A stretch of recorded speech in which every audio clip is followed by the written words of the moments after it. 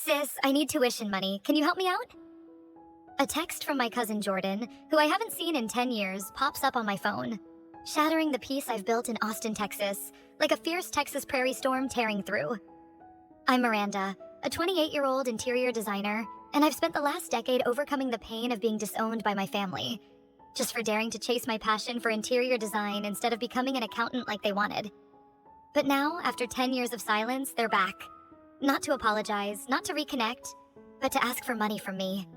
The one they called a failure. I'm sitting in my dream home in Rosedale, Austin, on a June 2025 morning, gazing at the small garden I nurtured myself, proud of my journey from being shunned in Colorado Springs, Colorado, to becoming a celebrated designer featured in Architectural Digest in California. My phone buzzes, and I think it's a client, but when I open the text, my heart stops. Jordan, the cousin I once adored, who also turned his back when my family cut me out of their lives, is texting like those 10 years never happened. Like they didn't call me an unrealistic dreamer. Didn't say I was wasting family money studying art in Minneapolis. Can you spot me $5,000 for tuition? It's urgent. His words hit like a knife, leaving me stunned, tears welling up, unable to believe that after all this time, they're only reaching out for cash. Like I'm some ATM they can switch on whenever. I've worked tirelessly, from juggling school and jobs in Minneapolis to building a career in California, to earn this life in Austin. But my family, those who disowned me, now want a piece of it, without a thought for the pain they caused.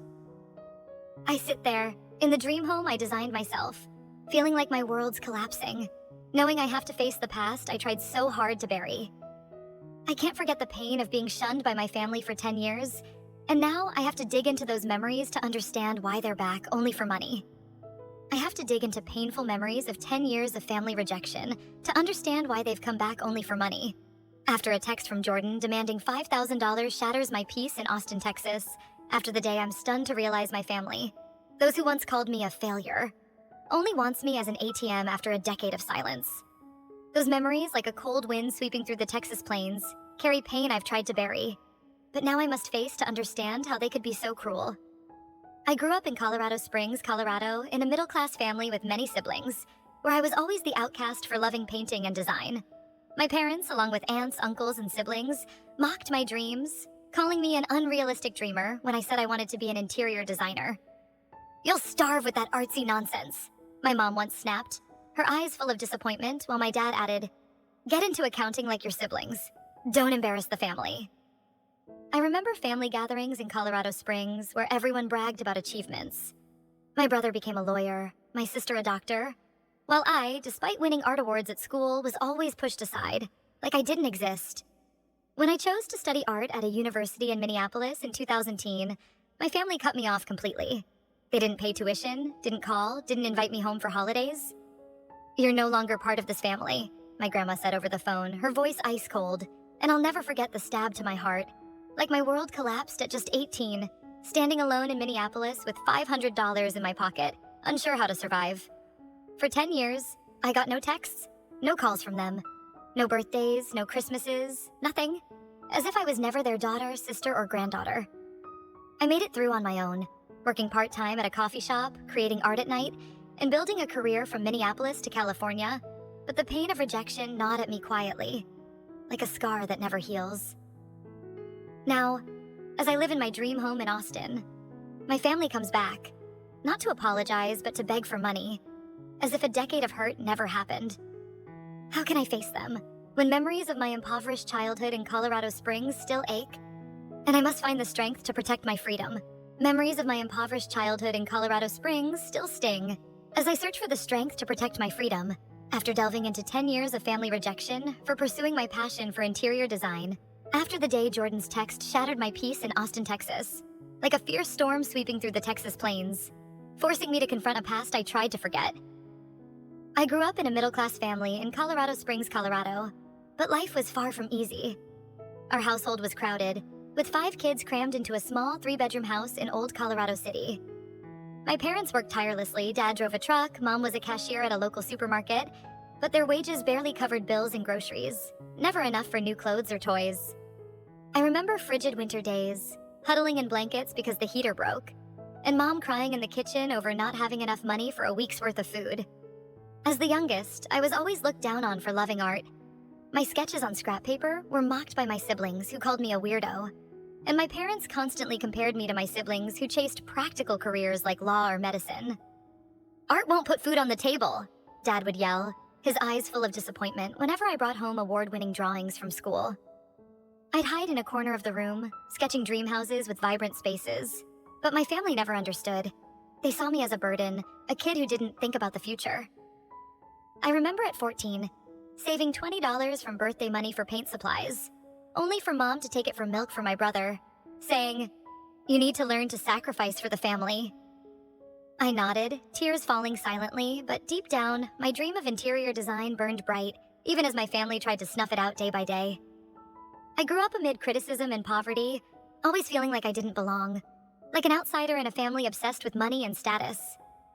Those years, like a cold wind cutting through the Texas plains, left scars that never fully healed, but they also ignited a fierce determination. I knew I had to leave Colorado Springs to chase my dream, even if it meant being cast out by my family.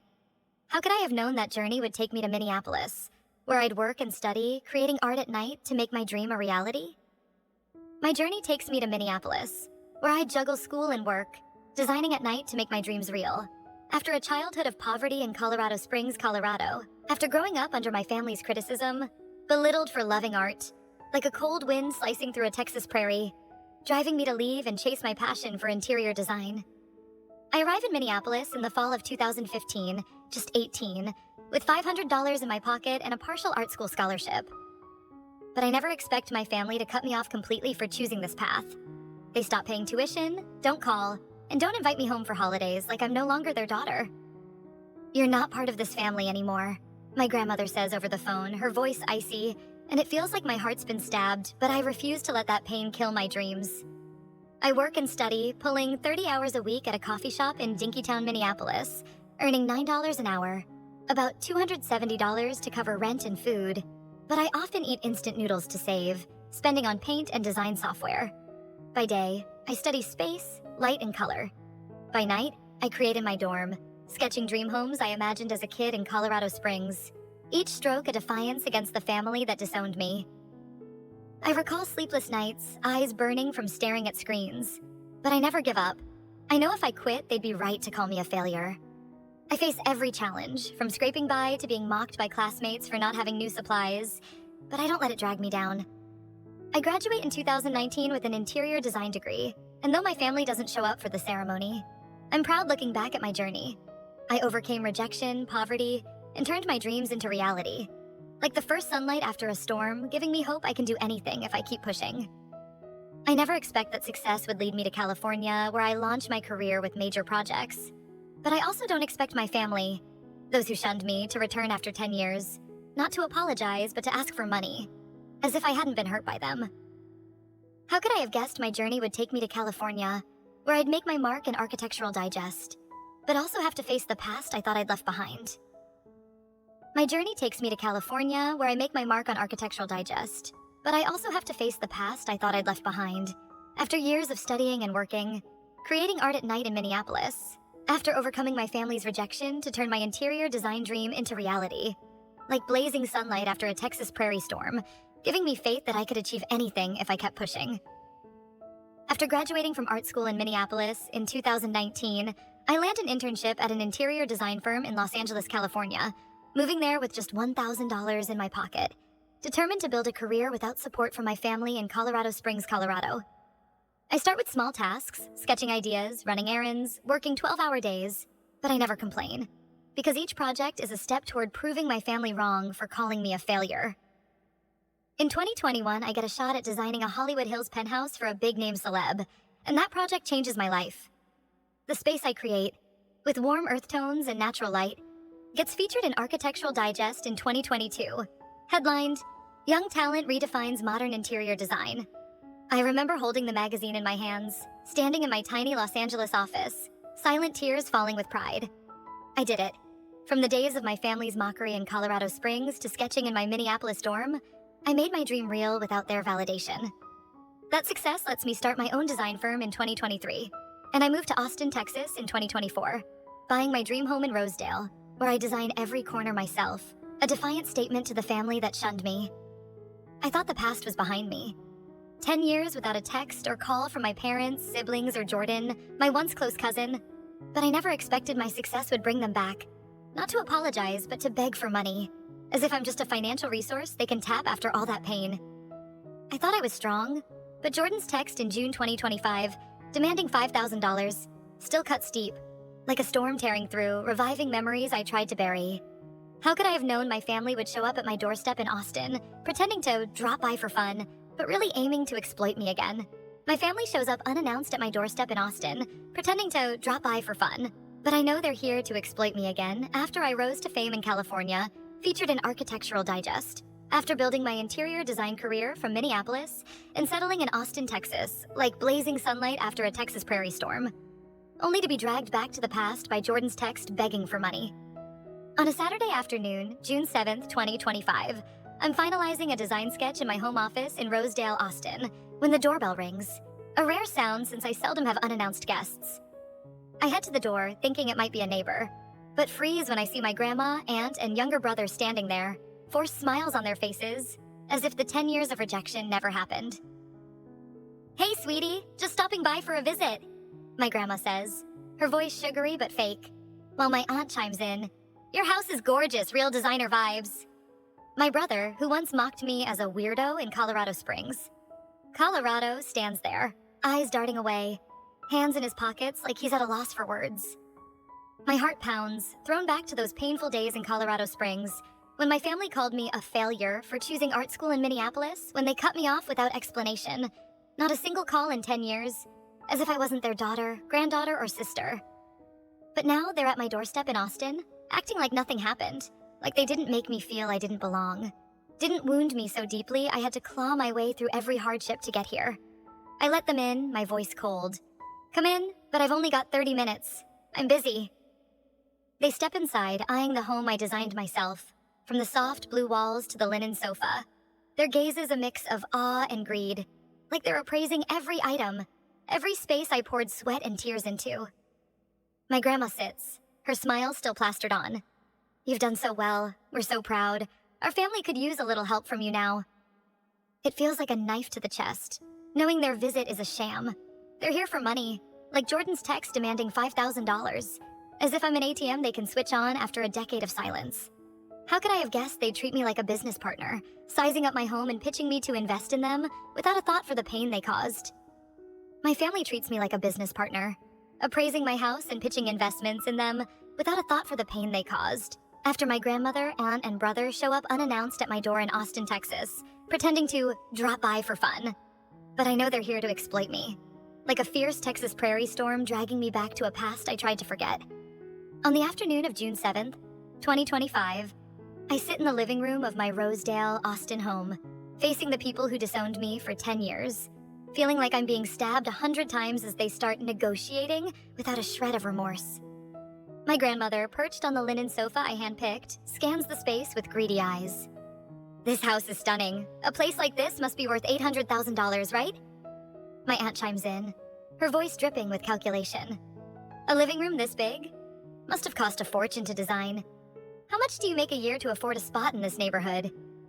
My brother, who once called me a weirdo in Colorado Springs, Colorado, sits there nodding. "Sis, running an interior design gig and buying a house in Austin? You must be loaded." I feel like a business deal, not a family member. They don't ask how I'm doing, don't apologize for cutting me off for a decade, don't mention the days I juggled school and work in Minneapolis to survive, just size up my assets like I'm a cash cow they can tap. Then my grandmother gets to the point, her tone sugary but scheming. "Jordan's starting college, but we're strapped.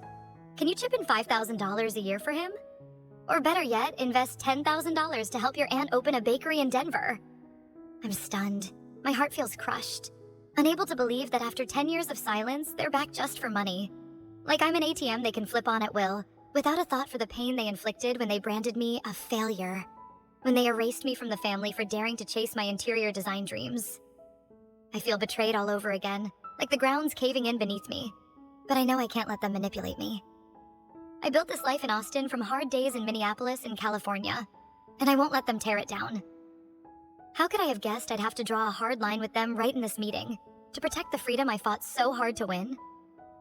I have to set firm boundaries with my family to protect the freedom I fought for, after they treated me like a business partner, appraising my home and pitching me to invest in them without regard for the pain they caused, after my grandma, aunt, and brother showed up unannounced in Austin, Texas, like a fierce storm sweeping through the Texas plains, dragging me back to a past I tried to forget.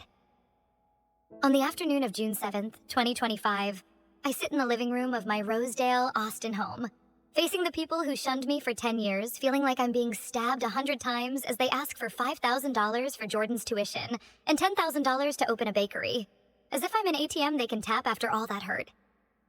I take a deep breath, my voice cold but resolute. I'll only invest my emotions and time in people who see me as human, not a money printer. 10 years ago, you cut me off, called me a failure for pursuing interior design, and now you're back just to beg for cash without a single apology. My grandma freezes, her face paling. You can't talk like that, we're family. My aunt cuts in, her voice thick with outrage. You're so successful now, what's wrong with helping family a little? You're so selfish. My brother nods, his eyes accusing. Have you forgotten how hard things were in Colorado Springs? You owe us. But I don't waver. I've learned from my years studying and working in Minneapolis, from building my career in California, that I don't need their approval to feel worthy. I'm not selfish, I fire back, my voice stronger than ever. I survived 10 years without a call, without a text from any of you. I built this house in Austin, this career in Architectural Digest, without family, and I won't let you exploit me. I stand, pointing to the door. My time's up. You should leave and don't come back if it's just for money. They stare at me, eyes full of anger and disappointment. But I feel no guilt. I feel a massive weight lift. Like the first sunlight after a storm, knowing I've protected my freedom. The life I poured sweat and tears into building. I never expected this journey would lead me to confront my past even deeper, as I must reckon with every instance of my family's mistreatment to truly heal. My journey leads me to confront my past more deeply, as I tally up the times my family treated me cruelly to truly heal. After drawing hard boundaries with them during that meeting in Austin, Texas, after my grandmother, aunt, and brother asked me to invest like a business partner. Like a fierce Texas prairie storm forcing me to face the pain they've inflicted over the past 10 years. On a quiet evening after June 7th, 2025, I sit in my home office in my Rosedale, Austin house, flipping open old journals from my years in Colorado Springs, Colorado, and start writing down every instance they pushed me aside, every hurtful word, to face my past and heal the scars I've buried deep. I recall family gatherings in Colorado Springs when I was a kid, where everyone bragged about achievements. My brother became a lawyer, my sister a doctor, but I, despite winning art awards at school, was always dismissed, called a weirdo and unrealistic dreamer. My mom once said, "You'll never make it with painting. You're letting the family down." My dad yelled, "Don't waste family money on useless stuff." When I wanted to buy paints and they took the $20 I'd saved to buy milk, telling me to sacrifice for the family. I remember at 16, my aunt mocking me in front of everyone. "This girl just doodles, why not study accounting like her siblings?" It felt like a knife to my heart, like my world was crumbling, but no one in the family stood up for me.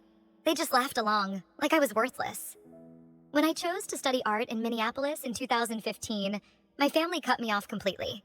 No tuition, no calls, no holiday invites. And my grandmother coldly said, "You're not part of this family anymore." For 10 years, I got no texts, no calls. Not for birthdays, not for Christmas. Like I'd never been their daughter, granddaughter, or sister. Those cruelties, like a cold wind slicing through a Texas prairie, left scars that never healed, making me feel unworthy, like I didn't belong. But now, as I write each memory, I realize that pain wasn't my fault. It was theirs, for never seeing my value.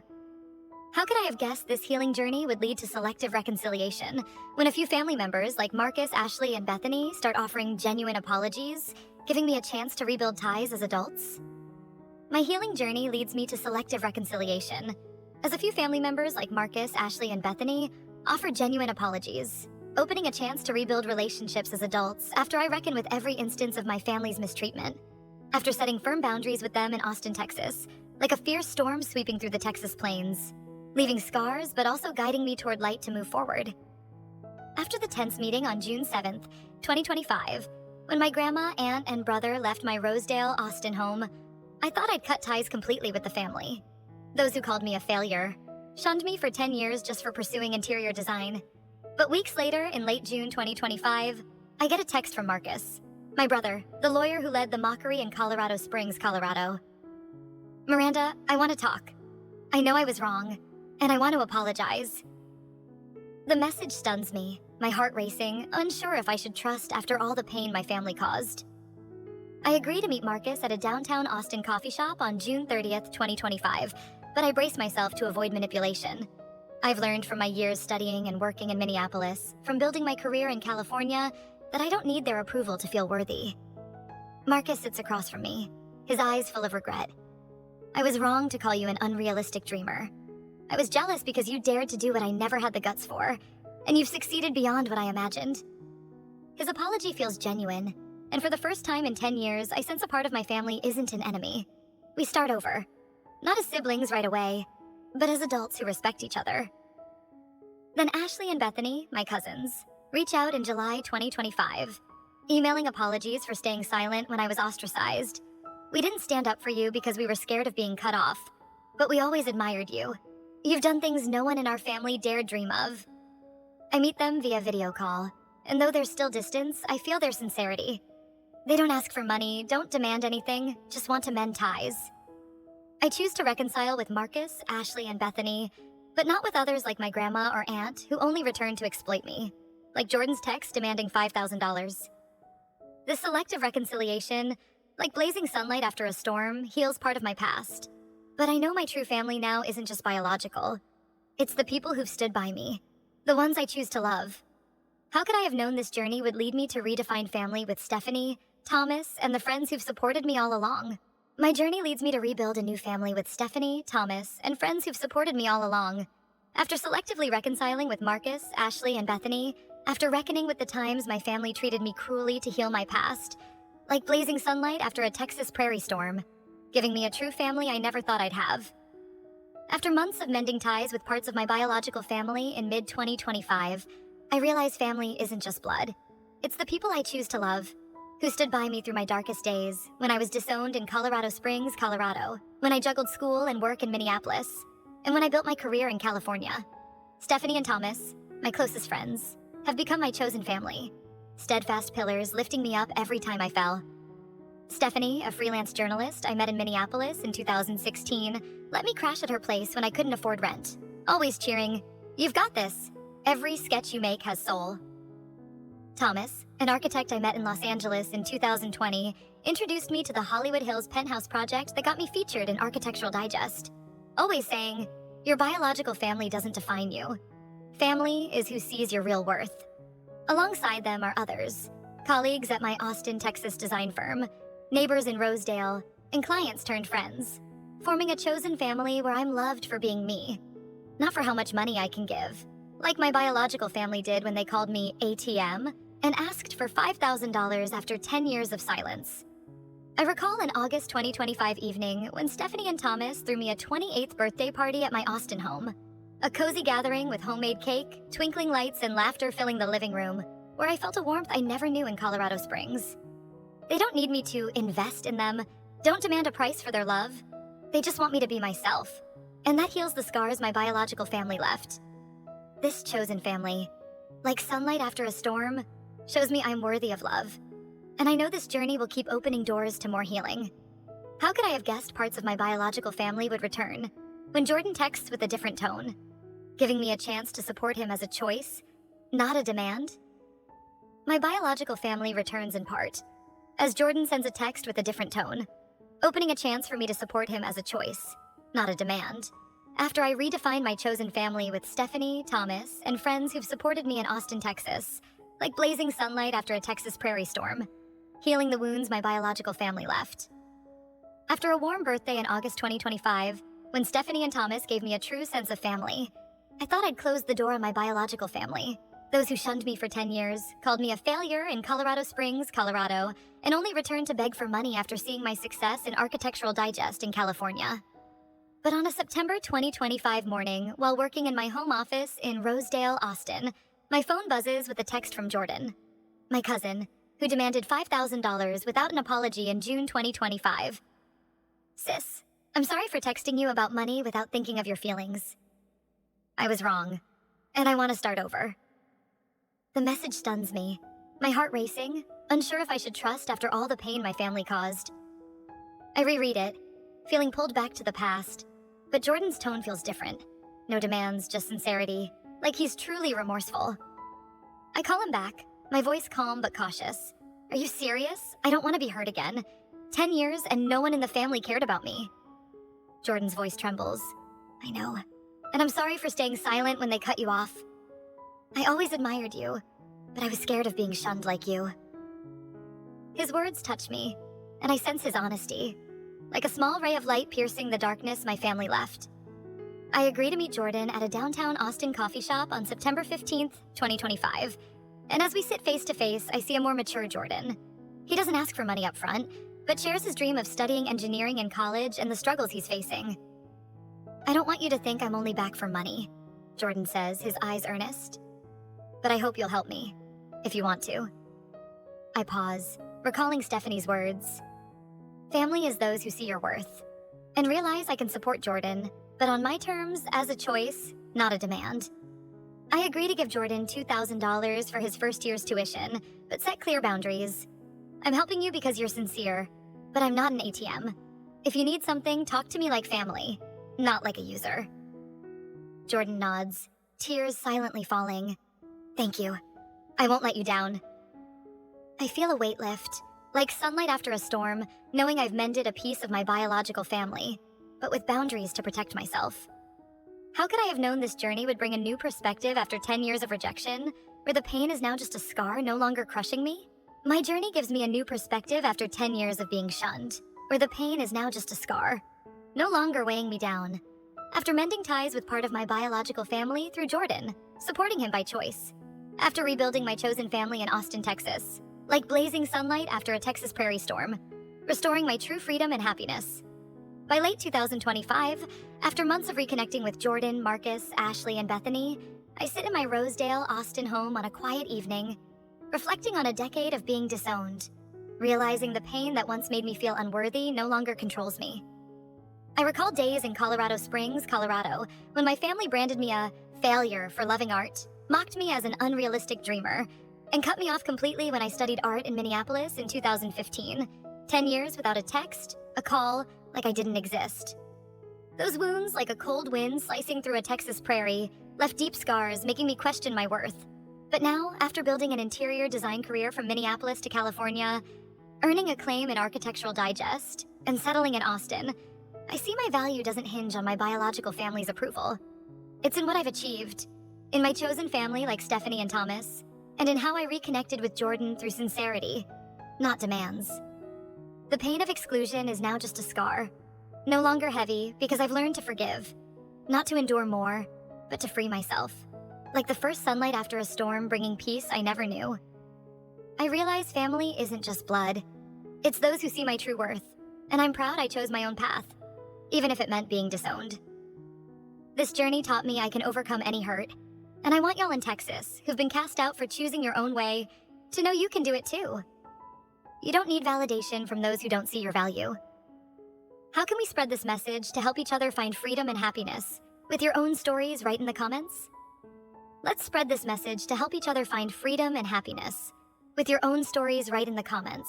After I shared my perspective following 10 years of rejection, after the pain became just a scar, no longer crushing me after mending ties with my biological family and redefining my chosen family in Austin, Texas, like blazing sunlight after a Texas prairie storm, giving me faith that anyone can overcome hurt to live true to themselves. This Reddit drama story isn't just about my family shunning me, calling me a failure in Colorado Springs, Colorado, or exploiting me after a decade of silence when I succeeded in Architectural Digest in California. It's about how I reclaimed my freedom, from studying and working in Minneapolis to building my dream home in Austin. I want y'all in Texas, those pushed aside for choosing your own path, to know you're not alone.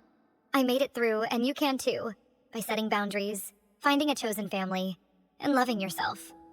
Drop a comment below if you've ever been sidelined for living your passion. Share your story, because every story matters. Every story can inspire. Like how I overcame 10 years without a text or call from my family to become the interior designer I always dreamed of. If this story touches your heart, if it sparks hope that you can find freedom after family wounds, hit that like button to let me know you felt it. And if you think someone in Texas, maybe in Austin, Dallas, or Houston, needs this story to find strength, share this video with them so they know family isn't just blood, but those who see your true worth. Like I found with Stephanie, Thomas, and even Jordan after his sincere apology. Don't forget to subscribe to the channel for more inspiring Reddit drama stories. Tales that'll move you and fire you up to live true to yourself, from Austin to everywhere. Thank y'all in Texas for listening to my journey. From the pain of rejection to freedom and happiness, from darkness to light. And I hope you'll find your own light, like I did.